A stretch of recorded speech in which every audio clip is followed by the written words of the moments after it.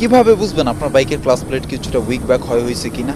আজকে আমি এই বিষয়টি নিয়ে কথা বলবো। চলেন যেতে যেতে কথা বলি। আমি মোটরটিন থেকে সাব্বির। Let's start. এটা বোঝার জন্য গুরুত্বপূর্ণ তিনটি ধাপ আমি আপনাদেরকে বলে দিচ্ছি।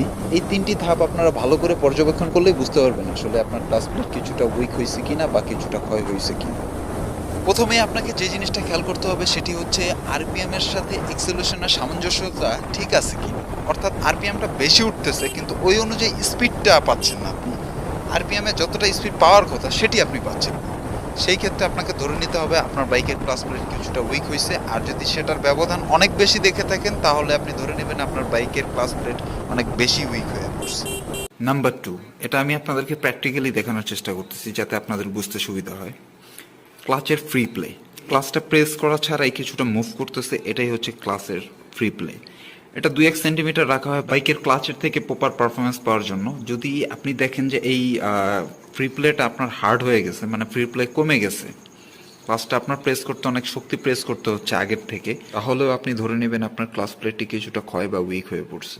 আরেকটা জিনিস আপনাদেরকে আমি দেখাই, এই যে অ্যাডজাস্টমেন্টের যে এখানে বিষয়টা আছে, যে নাটটা আছে অ্যাডজাস্টমেন্ট করার লুজ টাইট, তো পর্যায়ক্রমে এটি আপনাদেরকে অ্যাডজাস্ট করে নিতে হবে যখন আপনার ক্লাস কিছুটা ক্ষয় হয়ে যাবে বা কিছুটা উইক হয়ে পড়বে। পয়েন্ট নাম্বার 3, এখানে দেখবেন যে আপনার বাইকের গিয়ার শিফটিংটা অনেক হার্ড হয়ে গেছে। আগে যতটা স্মুথলি আপনি গিয়ার শিফটিং করতে পারতেন তার থেকে এখন কিছুটা হার্ড ফেস করবেন আপনি।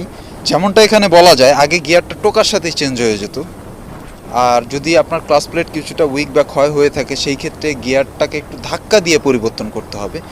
সো এই জিনিসটা যদি আপনি ফেস করে থাকেন তাহলে আপনাকে ধরে নিতে হবে আপনার বাইকের ক্লাস প্লেট কিছুটা উইক বা ক্ষয় হয়ে গেছে। আপনি যদি আপনার বাইকের ক্লাস প্লেট কিছুটা উইক বা ক্ষয় হয়েছে কিনা এই জিনিসটা যদি জানতে বা বুঝতে চান সেই ক্ষেত্রে এই তিনটা বিষয়ের উপর নজরদারি করেন, আশা করি আপনি বুঝতে পারবেন আপনার বাইকের ক্লাস প্লেটের কন্ডিশন কী। তো আসুন এখন জেনে নিই কেন ক্লাচ প্লেট তাড়াতাড়ি ক্ষয় হয়ে যায় এবং এর প্রতিকার কী। ক্লাচ প্লেট দ্রুত ক্ষয় হয়ে যাওয়ার নানান কারণ আছে, এর ভেতর অন্যতম একটি কারণ হচ্ছে গিয়ারের রেশিওটা আমরা যদি ঠিকমতো মেনটেন না করে থাকি সেই ক্ষেত্রে ক্লাচ প্লেটটা তাড়াতাড়ি উইক হয়ে পড়বে। সেটা কিভাবে? ধরেন আপনার বাইকটি সেকেন্ড গিয়ারে 60 অব্দি ওঠে, তো আপনি কি করেন অলওয়েজ 50-55 পর্যন্ত উঠায় দেন আপনি থার্ড গিয়ারে চলে যান। সেই ক্ষেত্রে বাইকের ক্লাচের উপর অনেক প্রেশার পড়ে থাকে। আপনি যদি এই গিয়ারটা 35-40 বা তার থেকে একটু কম বেশিতে চেঞ্জ করেন সেই ক্ষেত্রে কিন্তু বাইকের ক্লাচের উপর প্রেশারটা আসবে না, বাইকের ক্লাচের লংজিভিটি বেড়ে যাবে, সেই ক্ষেত্রে বাইকের ক্লাচটি খুব কম ক্ষয় হবে।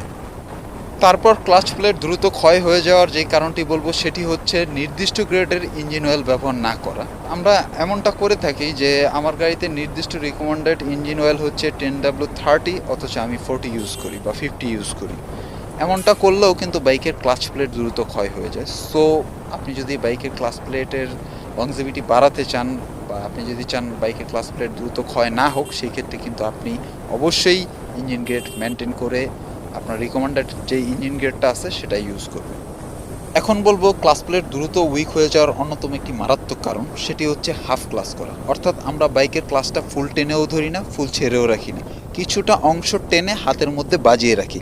এই কাজটা করলে কিন্তু বাইকের ক্লাচের উপর অনেক প্রেশার যায়, সো প্রেশার থেকেই কিন্তু ক্লাচ প্লেটটা তাড়াতাড়ি ক্ষয় হয়ে যায়। সো এই কাজটা থেকে অবশ্যই বিরত থাকবেন। তো এই ছিল ক্লাচ প্লেট দ্রুত ক্ষয় হয়ে যাওয়ার কারণগুলো এবং তার প্রতিকারগুলো। এই বিষয়গুলো মেনে আপনি আপনার বাইকটাকে রাইড করুন, দেখবেন আপনার বাইকে ক্লাচ প্লেট দ্রুত উইক হয়ে পড়বে না ইনশাল্লাহ। আর যদি উইক হয়ে পড়ে সেটাও কিভাবে বুঝবেন বলে দিছি। তো আজকের মতো আল্লাহ হাফেজ, দেখা হবে নেক্সট কোনো ভিডিওতে।